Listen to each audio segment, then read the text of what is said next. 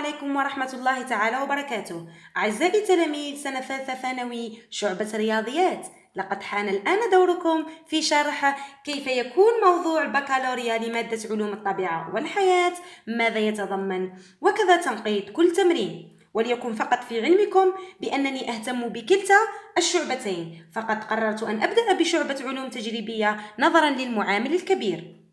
لنبدأ على بركة الله. أولا نبدأ بمعامل مادة علوم الطبيعة والحياة بالنسبة لشعبة رياضيات، هو معامل 2. ثانيا نذهب إلى هيكلة موضوع البكالوريا. معناتها قداش تمرين كاين في الموضوع تاع البكالوريا وكيفاش يتنقط كل تمرين. أولا يتضمن الموضوع تمرينين يعالجان مشكلات ذات أهمية علمية، حيث التمرين الأول والتمرين الثاني، عكس شعبة علوم تجريبية التي تتضمن 3 تمارين. إذن هناك تمرينين، حيث التمرين الأول يسمى بتمرين الاسترجاع، التنظيم والهيكلة، وهو بالنسبة المئوية من 30 إلى 40%، سأوضحها لكم لاحقا. أما التمرين الثاني يسمى بتمرين ممارسة الاستدلال العلمي ضمن مسعى علمي، ويأخذ بالوقت أو النسبة المئوية من 60 إلى 70%. لنوضح أكثر، هنا المقارنة بين تمارين شعبة الرياضيات. قلنا بأن هناك تمرينين، التمرين الأول ينقط من 6 إلى 8 نقاط، والتمرين الثاني من 12 إلى 14 نقطة. يدعى التمرين الأول بتمرين الاسترجاع، التنظيم والهيكلة، أي أن التمرين الأول لا يتطلب منك معلومات كثيرة أو تركيز كبير، لأنه ستسترجع فيه معلوماتك السابقة التي درستها في القسم، تنظمها وتهيكلها في شكل نص علمي مثلا. يأخذ منك الوقت 35 إلى 45 دقيقة، إذن لا يتطلب منا تركيز كبير. ماذا يتضمن هذا التمرين؟ يتضمن جزءا واحدا، معناتها ما تلقاش فيه الأجزاء، تلقاه ديركت التمرين ويعطيك طول التعليمات. فيه 3 تعليمات أو أقل للاسترجاع، معناتها راح تلقى فيه 3 تعليمات والله 2 تاع الاسترجاع، وتعليمة واحدة تستدعي التنظيم والهيكلة، مثل اكتب نصا علميا. كيفاش راح تلقاه؟ قال مثلا نلقى التعليمة الأولى، الثانية، الثالثة والرابعة تلقاها في شكل اكتب نصا علميا. نروح للتمرين الثاني، قلنا هو تمرين ممارسة الاستدلال العلمي ضمن مسعى علمي، عكس التمرين الأول. هذا التمرين الثاني هو فوتوكوبي تاع التمرين الثالث بالنسبة لشعبة علوم تجريبية. نسميوه ممارسة الاستدلال العلمي. معناتها واش راح يعطيك؟ راح يعطيك وثائق، وبالإضافة إلى مكتسباتك القبلية، ويعطيك مشكل علمي. انت واش دير باه تحل هذاك المشكل العلمي؟ ما تكفيكش مكتسباتك القبلية، معناتها لازم توظف لي الوثائق وتعرف كيفاش تستخرج المعلومات، معناتها تعرف كيف تفسرها، تعرف كيف تحلل، تعرف كيف تقارن، باه تخرج لي باللب ولا الخلاصة هذيك مع المكتسبات نتاعك، باه تعرف تحلي المشكل العلمي. معناتها هنا راهو فيه التركيز، فيه التفكير، ويتطلب منك الوقت اللي هو من ساعة و15 دقيقة إلى ساعة و25 دقيقة. واش يتضمن هذا؟ يتضمن 3 أجزاء، حيث الجزء الأول واش فيه 2 تعليمات، التعليمة الأولى، التعليمة الثانية، والجزء الثاني فيه 3 تعليمات، 1 2 3 على الأكثر. معناتها في الأول في الجزء الأول يا نلقى 2 تعليمات يا نلقى واحدة، والجزء الثاني يا نلقى 3 تعليمات يا نلقى 2. حيث هنا في الموضوع نتاعكم انتوما كاين التعليمات الفرعية. قال مثلا في التعليمات تاع الجزء الأول يعطيك 1 2، هذاك الواحد يكتب لك فيه ألف باء، معناتها التعليمة راهي متفرعة، ومن بعد يقول لك التعليمة 2 ألف باء، جامي تلقى جيم، المهم فيها ألف باء، والله ما كانش فيها خلاص. وأخيرا الجزء الثالث الذي يتضمن تعليمة واحدة فقط، وهي تعليمة الحصيلة التركيبية. معناتها هنا في هذه التعليمة هذه تطلب منك إذا تركيز أكبر، وتطلب منك ثاني تخلي لها الوقت وحوالي من 20 إلى 30 دقيقة. وش يكون فيها الحصيلة التركيبية؟ قال يقول لك أنجز مخططا، أنجز رسما تخطيطيا، تفسيريا أو وظيفيا. دوك نشوفوا الفرق. قال اكتب نصا علميا. إذا هنا هذا التمرين الثاني هو التمرين اللي راح يتطلب منك وقت ويتطلب منك جهد. هنا فقط سوف أشرح لكم ما معنى التعليمة، ما معنى السياق، كيفاش تكون تعليمة فرعيا نوضحها أكثر في بكالوريا 2019.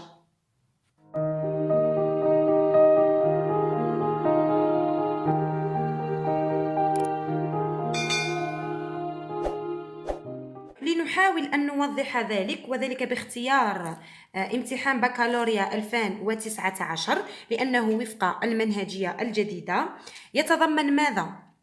يتضمن موضوع أول وموضوع ثاني، حيث كل موضوع يحتوي على تمرينين. إذن التمرين الأول والتمرين الثاني بالنسبة لماذا؟ بالنسبة للموضوع الأول، ثم التمرين الأول والتمرين الثاني بالنسبة للموضوع الثاني. ماذا يتضمن التمرين؟ هذه يتوقف التخصص الوظيفي للبروتين على هذا نسميوه سياق التمرين. هنا هذه نسميوها السند أو هنا الوثيقة. كما هنا في التمرين الأول واش تلقاو؟ الوثيقة هذه يا تلقاو فيها شكل ألف وباء يا ما تلقاوش فيها أشكال، تلقاوها وثيقة بشكل واحد فقط. هنا الوثيقة هذه يعطيك فيها تعليمات. ما هي التعليمة؟ هي هذيك بكري اللي كنا نقولوا لها السؤال، دوك عاد اسمها تعليمة. وش هي التعليمة؟ هي جملة وش فيها فعل أدائي من وراه جملة، هذيك الجملة يتحدد لك وش راح تقول. كما هنا الفعل الأدائي في التعليمة الأولى هو أكتب، الفعل الأدائي في التعليمة الأولى الثاني هو حدد. إذن هنا التعليمة الأولى فيها فعلين أدائيين.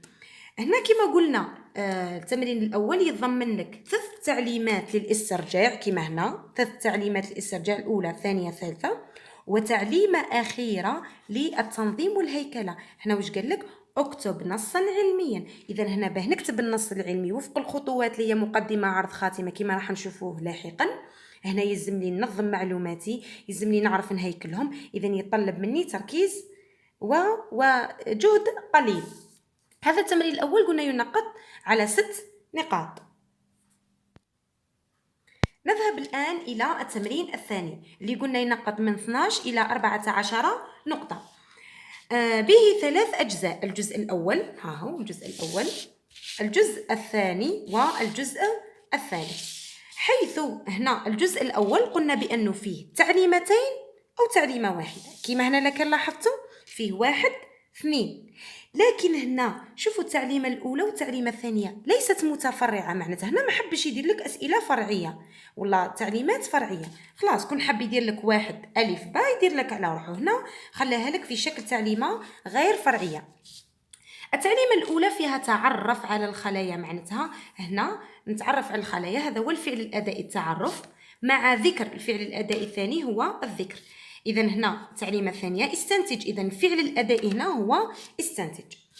الوثيقة هنا وش فيها شكل ألف، شكل باء والشكل جيم، هذا هو السند.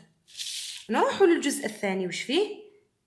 السياق نتاعو فيه تعليمة أولى تعليمة ثانية. احنا قلنا الجزء الثاني قادرة تكون فيه 3 تعليمات وقادرين يكونوا فيه تعليمتين، ليسونسيال ما فيش تعليمة واحدة.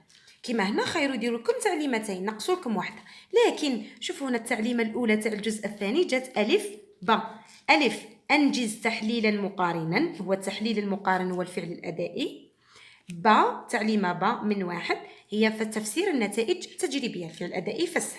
التعليمة الثانية استخلص، إذا الفعل الأدائي الاستخلاص مع التعليل. إذا هنا راهي تعليمة فيها فعلين أدائيين. نروح للجزء الثالث. هذا الجزء الثالث هو اللي قلنا اسمه الحصيلة التركيبية، تلقاو فيه تعليمة واحدة، اكتب نصا علميا. إذا هنا كتابة نص علمي، دي فوا يمد لك مخطط، دي فوا يمد لك رسم تخطيط، هنا يقول لك انتهى الموضوع. علاش سموها التمرين الثاني هو تمرين الاستدلال العلمي ضمن مسعى علمي؟ لأنه أعطاك وثيقتين، أعطاك فيهم أشكال متنوعة مخططة، أعطاكم فيهم منحنيات، أعطاكم فيهم رسومات تخطيطية، جدول. هذو المعلومات اللي أعطاهم لك بالإضافة إلى المعلومات التالي قريتهم في القسم، مع أعطاك مشكل علمي، واش دير؟ توظف هذو المعلومات تاوعك واللي أعطاهم لك باه في الآخر تسعى المسعى العلمي، معناتها تسعى إلى حقيقة علمية. إذا الاستدلال العلمي هو توظيف المكتسبات نتاوعك والوثائق باش تحلي المشكل العلمي. والمسعى العلمي أنك تسعى إلى الحقيقة العلمية الصحيحة. فهمتوا على سميناه المسعى الاستدلال العلمي ضمن مسعى علمي؟ والتمرين الأول هاو باين بسيط جدا. هنا التمرين الأول معناتها حتكارطوني فيه، تقدر تدي حتى 5 نقاط ونصف، ولما لا. أما التمرين الثاني عادي، يعني تقدر تدي فيه النقطة، وإنما يلزم واحد يكون بيان مركز وفهم واش راهو يدير. هنا الموضوع الثاني كيف هنا واش فيه؟ شوف فيه التعليمة الأولى، التعليمة الثانية هذو تاع الاسترجاع، والتعليمة الثالثة تاع التنظيم والهيكلة. شوف هنا عطاهم 3 تعليمات في التمرين الأول ومع تعليمات تاع التنظيم والهيكلة، وهنا عطاهم 2 تعليمات مع تعليمة ثالثة اللي هي تاع هنا وشنو هي تاع النص العلمي. نشوف هنا في التمرين الثاني كيف في الجزء الأول، الجزء الثاني والجزء الثالث. وهذا الفيديو مهدى خصيصا إلى تلميذتي التي لا أعرفها، نور الإيمان عائشة، وأقول لها أنتم دوما في البال. بالتوفيق. وأردت أن أركز لكم على نقطة فقط، بأن التمارين الهيكلة نتاعها هنا صح تختلف بين شعبة رياضيات وشعبة علوم تجريبية، لكن المنهجية هي نفسها. معناتها كيفاش نفسر وكيفاش نحلل وكيفاش نقارن وكيفاش هذو كامل كيما شعبة علوم تجريبية كيما شعبة رياضيات. والمنهجية تمشي من سنة أولى ثانوي إلى سنة ثالثة ثانوي، معناتها ما يتبدلوش الأفعال الأدائية نتاعها. متفاهمين؟ وفي الختام نكون قد وصلنا إلى نهاية هذا الفيديو. دمتم في رعاية الله وحفظه، والسلام عليكم ورحمة الله تعالى وبركاته.